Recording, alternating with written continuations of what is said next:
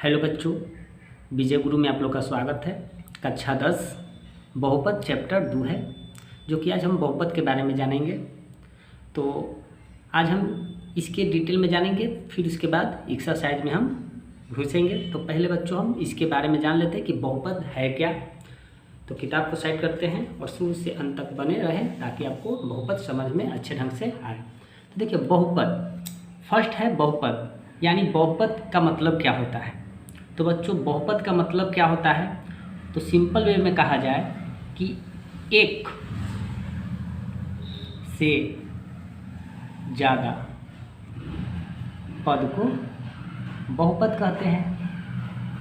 Okay, एक से ज़्यादा पद को क्या कहते हैं, बहुपद कहते हैं। ओके, अब देखिए बहुपद को पहले हम समझ लेते हैं। बहुपद में क्या होता है बच्चों कि बहुपद में एक चर होता है और एक अचर होता है। बहुपद में एक क्या होता है, चर होता है, और एक होता है अचर होता है। ओके, तो चर में क्या आता है, चर ए बी सी डी, ये हमारा सभी के सभी क्या है, चर है। और अचर में आ जाएगा 2, -3, -1/3, √5, ये हमारा सभी के सभी क्या है, अचर है। तो बहुपद में एक चर होता है और एक अचर होता है। चर में अल्फ़ाबेट का हो, A B C D X Y, कुछ भी हो सकता है, एक्स वाई जेड यू भी, ये सभी हमारा क्या है, चर है। अचर में आप डिजिट को ले सकते हैं, घटा के रूप में हो या अंक हो, कोई भी हम ले सकते हैं, उसको हम अचर बोलते हैं। ओके, आप यहाँ तक ले तो क्लियर समझ गए। पहले हम बच्चों यहाँ तक ले तो आपको कोई दिक्कत नहीं होना चाहिए। अब उसके अंदर क्या होती है बच्चों, बहुपद से पहले हम कुछ और प्रोसीजर को जान लेते हैं। एक होता है विजीय व्यंजक। क्या होता है, विजीय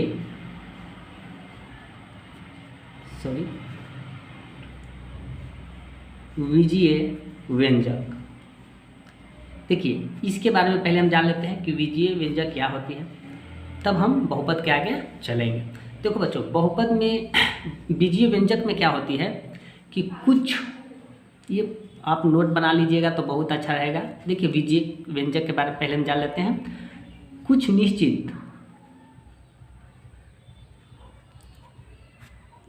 निश्चित चर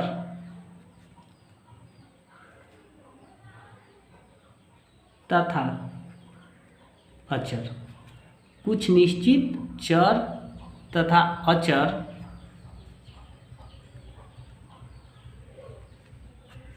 राशियों का योग या अंतर, गुना या भाग, या तो हो सकता है विजीय में हो सकता है, या तो योग के रूप में हो सकता है, या तो अंतर के रूप में हो सकता है, या तो गुना के रूप में हो सकता है, या तो भागा के रूप में हो सकता है, इत्यादि इत्यादि के सहयोग से बने पद को क्या कहते हैं, विजीय कहते हैं। क्या कहते हैं, विजीय व्यंजक कहते हैं। तो विजीय व्यंजक की पहचान तो आप सिंपल तरीका से कर सकते हैं, या तो योग यानी जोड़ प्लस के चिन्ह में हो, या माइनस के चिन्ह में हो, या गुना में, या भाग के रूप में हो। और इससे बने संयोग को हम, बने संयोग पद को क्या कहते हैं, विजीय व्यंजक कहते हैं। ओके, चलिए पहले एग्जाम्पल ले लेते हैं, विजीय व्यंजक का कुछ एग्जाम्पल ले लेते हैं। अब देखिए ये हमारा 2 है, x², ये हमारा विजीय व्यंजक है। क्या है, विजीय व्यंजक है। तो देखिए, अब प्लस में हो सकता है। अब यहाँ पर देखिए, योग यानी जोड़, यानी प्लस, हम यहाँ पर क्या लिख सकते हैं, 5x लिख सकते हैं। और इसी को हम कहते हैं क्या, विजीय व्यंजक कहते हैं। ओके, और घटाव माइनस में भी हो सकता है, जैसे कि आप ले सकते हैं 7a - 3b, ये भी हमारा क्या हो गया, विजीय व्यंजक है। ये भी हमारा हो सकता है √3a + 7b, ये भी हमारा क्या है, विजीय व्यंजक ही है। तो ये सभी आपको विजीय व्यंजक के रूप में आता है। ओके, ये भी हमारा है विजीय व्यंजक है, ये भी हमारा है विजीय व्यंजक है। कोई दिक्कत नहीं है, ये सभी के सभी क्या है हमारा बीजीय व्यंजक के रूप में है, कोई दिक्कत नहीं होना चाहिए। और एक बात और, हर एक बीजीय व्यंजक बहुपद हो ये जरूरी नहीं है, बात समझ रहे हैं ना, हर एक बीजीय व्यंजक बहुपद होगा ये जरूरी नहीं है। तो आइए बीजीय व्यंजक के बारे में आप यहाँ तक ले तो क्लियर समझ गए। तो बच्चों आप रटो मत, पहले कॉन्सेप्ट को समझो तो आपको डिटेल में पूरा समझ में आएगा। ये नहीं कि रट कर हम रट्टा मारकर एग्जाम दे रहे हैं तो वो आपको फ़ायदामंद नहीं होगा, आगे चल के बहुत ही दिक्कत हो जाएगा। तो आप प्रॉपर वे में समझो, स्टेप बाय स्टेप समझिएगा तो आपको उचित रहेगा। ओके, तो देखिए अब आते हैं बहुपद। ये तो हम बीजीय व्यंजक के बारे में बता दिए, इतना कॉन्सेप्ट, आपको कोई दिक्कत नहीं होना चाहिए। अब देखिए बहुपद, बहुपद क्या होती है, बहुपद क्या होती है। तो देखिए बहुपद जो होती है ऐसे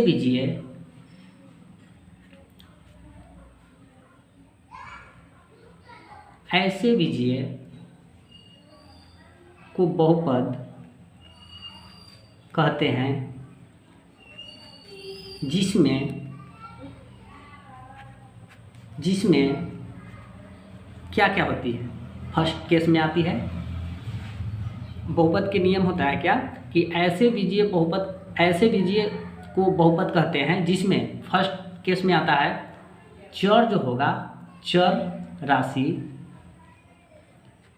राशि का घातांक एक धनात्मक होना चाहिए। क्या होना चाहिए? धनात्मक। अब धनात्मक का मतलब समझते नहीं है, धनात्मक पूर्णांक होना चाहिए। फर्स्ट केस में आता है कि चर राशि का घातांक एक धनात्मक होना चाहिए, यानी कोई प्राकृतिक संख्या में होना चाहिए, तभी हम उसको बीजीय बहुपद कर सकते हैं, अन्यथा नहीं कर सकते हैं। तो फर्स्ट केस में है कि चर राशि का घातांक एक धनात्मक पूर्णांक होना चाहिए, तब हम उसको बहुपद कर सकते हैं।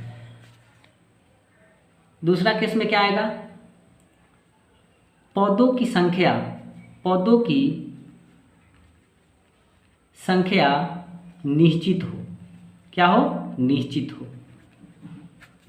हो। अब कोई संख्या को गिन रहे हैं और डॉट डॉट दिया रहेगा, क्या वो बहुपद होगा? नहीं होगा। पदों की संख्या फिक्स होना चाहिए, जैसे कि आप 1 2 3 4 गिन रहे हैं, कहाँ तक गिनना है, तो पदों की संख्या फिक्स होना चाहिए, तब हम बहुपद कर सकते हैं। 3 केस में क्या आता है? प्रत्येक पद में चर राशि का गुणांक एक वास्तविक हो। एक क्या हो? वास्तविक हो। बच्चों वास्तविक संख्या हमने 1.1 में आपको पूरा डिटेल में बताया हूँ, ताकि आपको कोई दिक्कत नहीं होगा। अगर आप नहीं देखे हैं तो वास्तविक संख्या आप मेरे डिस्क्रिप्शन में आपको मिल जाएगा, क्योंकि मैंने उसको बहुत ही अच्छे ढंग से बताया हूँ। तो अगर आप वास्तविक संख्या नहीं पढ़े हैं तो चैप्टर 1 में आपको एकदम बारीकी बाई बारीकी से हम समझाए हैं। तो बच्चों प्रत्येक पद में चर राशि का गुणांक एक वास्तविक संख्या हो। ओके, वास्तविक संख्या हो। चलिए इसको भी कुछ उदाहरण के तौर पे समझ लेते हैं। तो देखिए बच्चों, अब यहाँ पर x² plus 2x² plus 7x। अब ये क्या है? ये क्या क्या चीज़ को फॉलो कर रहा है? ये हमारा बहुपद है या नहीं है? तो पहले कंडीशन को देखते हैं। फर्स्ट कंडीशन में क्या कह रहा है कि चर राशि का घातांक एक धनात्मक पूर्णांक हो। तो देखिए यहाँ x² ऊपर प्लस है, यहाँ प्लस का प्रिंसिपल है, ऊपर स्क्वायर दिया गया है, 2 बैठाया गया है, तो ये हमारा धनात्मक है। अब प्लस 2x² ये भी हमारा धनात्मक है। चर भी हमारा, ये सभी का सभी बातों को फॉलो कर रहा है। अब फर्स्ट को तो फॉलो किया, क्लियर, ये धनात्मक पूर्णांक में रूप में आ रहा है। दूसरा केस में क्या आ रहा है? पदों की संख्या फिक्स है, 1 2 3, ये पदों की संख्या भी फिक्स है। ओके, प्रत्येक पद में चर राशि का गुणांक एक वास्तविक संख्या होना चाहिए। एक क्या होना चाहिए? वास्तविक संख्या। तो देखिए ये हमारा वास्तविक संख्या, इसके आगे कितना छिपा रहता है? एक। एक्स के आगे एक छिपा हुआ है, इसके क्या है? गुणांक क्या है? 2 है। चर का गुणांक यहाँ कितना है? 7 है। यानी ये तीनों बातों को फॉलो कर रहा है। फर्स्ट केस 2 और 3 तीनों को फॉलो कर रहा है, इस चलते ये वास्तविक, ये हमारा बहुपद बन रहा है, ये हमारा बहुपद है। ओके, चलिए सेकंड में आते हैं। ये भी एग्जाम्पल तो समझ लेते हैं। एक्स स्क्वायर माइनस 1/x, क्या ये बहुपद है या नहीं? तो बच्चों आपको ये बहुपद नहीं है। क्यों नहीं है? क्योंकि बहुपद कभी भी बाटा के रूप में नहीं होता है।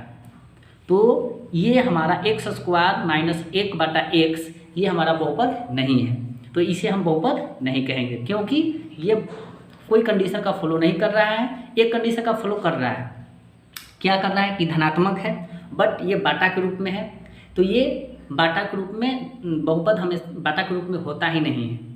ओके, तो ये हमारा बहुपद नहीं है। चलिए और समझते हैं। अब क्या है?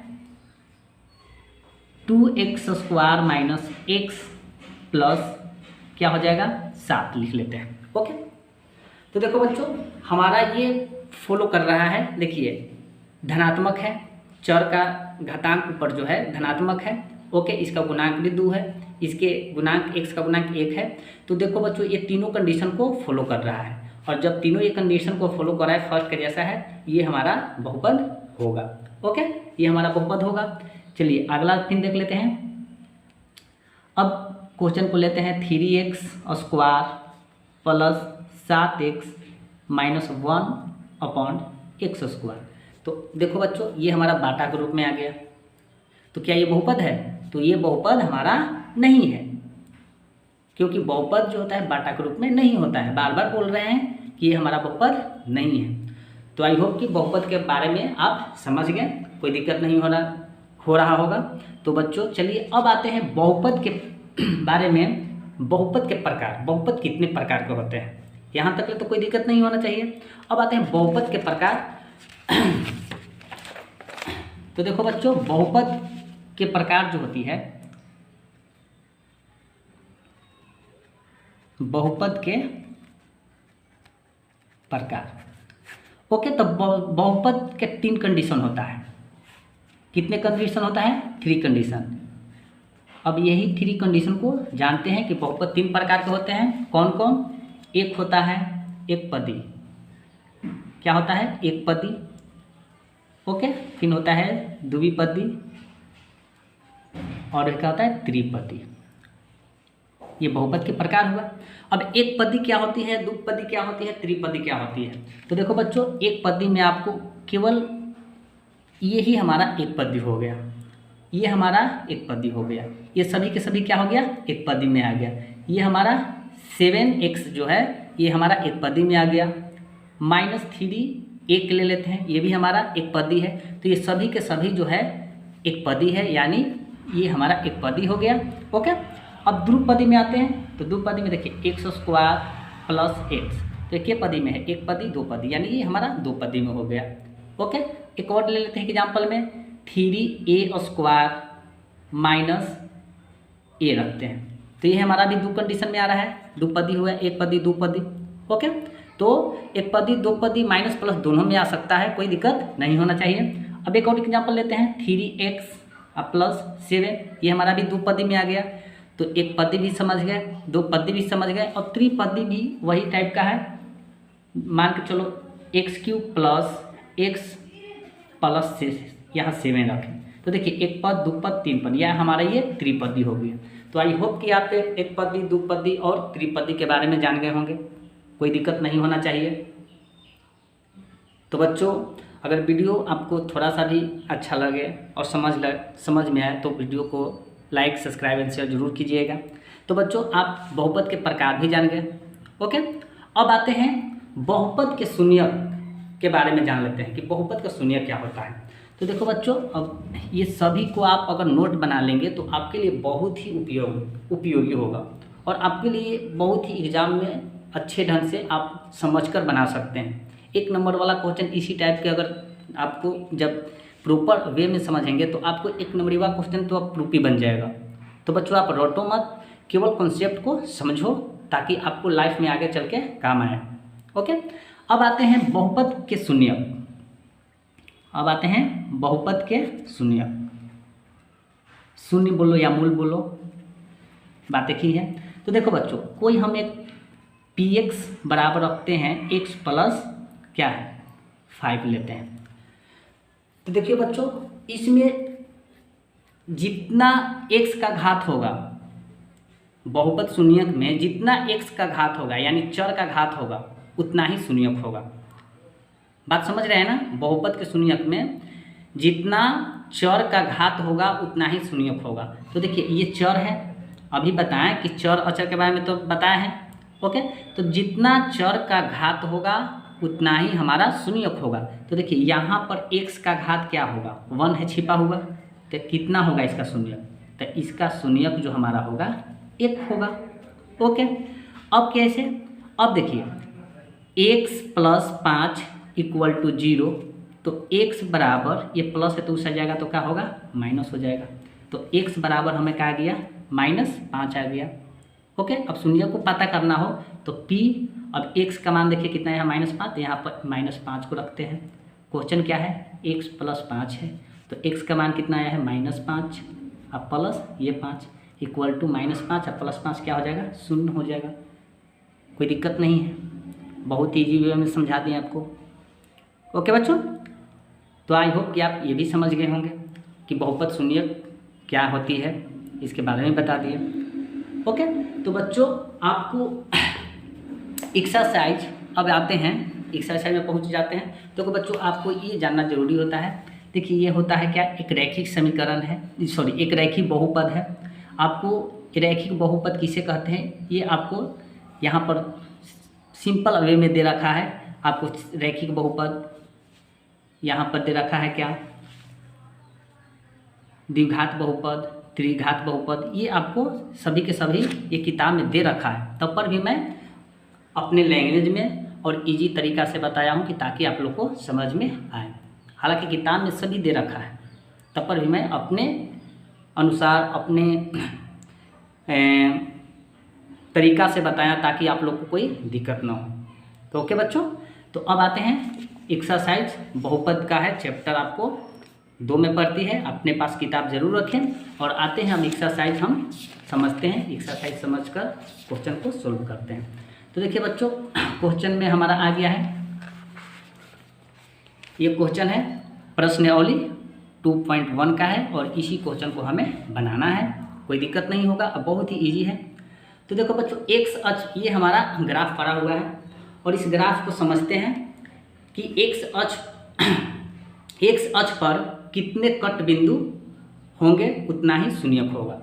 यानी ये एक्स अक्ष है, ये वाई अक्ष है, तो इस पे हमें दिमाग लगाना है क्या कि एक्स अक्ष पर कितने कट हो रहे हैं उतना ही इसका शून्यक होगा।